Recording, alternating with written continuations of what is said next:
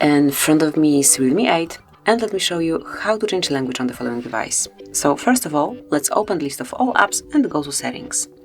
Now find Additional Settings, click on it and go to Language and Region.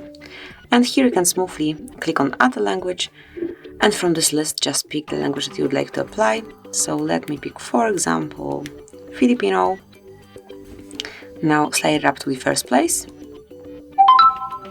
Tap on Change to Filipino, and from now on, as you can see, your default system language is Filipino.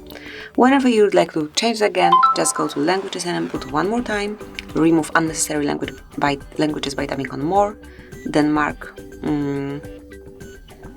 the languages that you would like to delete, tap on Delete, and now you can smoothly go back to English or change, let me do it one more time, or change the language again the same way as previously. So this is it, that would be all. Thank you for watching. Please subscribe our channel and leave the thumbs up.